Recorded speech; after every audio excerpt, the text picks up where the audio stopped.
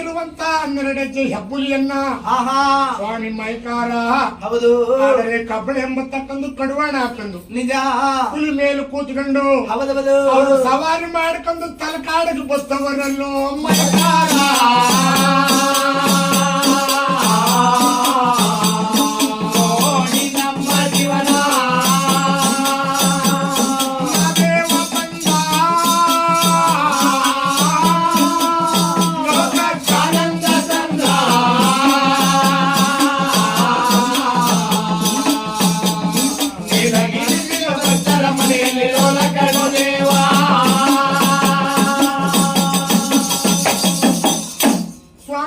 ತಲಕಾಡಾದ ಒಳಗೆ ಬರಬೇಕಾದ್ರೆ ಮಹದೇಶ್ವರ ಹೌದೌದು. ಸ್ವಾಮಿಯವರು ಬರಬೇಕಾದ್ರೆ 12 ಹೆಜ್ಜೆ ಹೆಬ್ಬುಲಿ ಮೇಲೆ ಮಂಡೆ ಮೇಲೆ ಸೊಮ್ಮ ಅಭಯ ಹಿಡಿದ್ರಂತೆ. ಹೌದು. ಆ 12 ಹೆಜ್ಜೆ ಹೆಬ್ಬುಲಿ ಅಂತಕ್ಕಂಥದ್ದು ಹರಳ ಓರಿ ಆಗಿಬಿಡ್ತಂತೆ. ನಿಜ. ಉಂಗ್ರ ಮಡಗಿದ್ರೆ ಉಂಗ್ರ ಜಾರಬೇಕು ಆ ರೀತಿಯಾಗಿ ಹೌದೌದು. ಬಿಳಿ ಬಣ್ಣದ ಓರಿ ಆಗೋಯ್ತಂತೆ. ಆ 12 ಹೆಜ್ಜೆ ಕೆಂಪರಗ ಆ ಓರಿಯನ್ನು ಹಿಡ್ಕೊಂಡು ಕೊಲ್ಲಣ್ಣನ ರೂಪ ತಾಳ್ಕೊಂಡು ಮೈಕಾರ ತಲಕಾಡು ಸಾವುಕಾರನ ಬೀದಿ ಒಳಗೆ ಬರ್ತಿದ್ರು. ಹೌದು.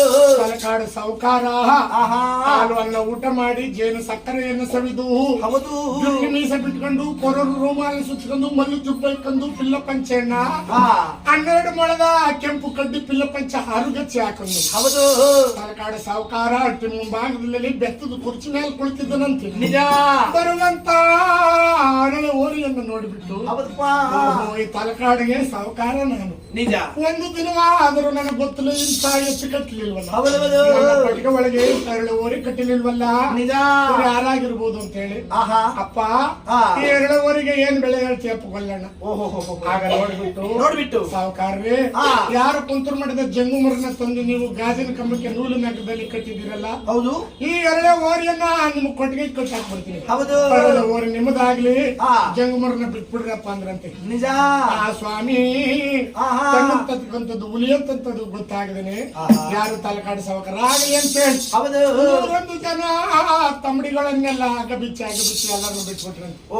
ಆಗ ಸ್ವಾಮಿ ಅವರು ಹೊರಳೆ ಓರಿ ತಕೊಂಡೋಗಿ ಗೊತ್ತು ಕಟ್ಟಾಕಬಿಟ್ಟು ಆ ಹೊರಳೆ ಓರಿಗೆ ಬುದ್ಧಿವಾದ ಹೇಳ್ತಿರೋರಂತೆ.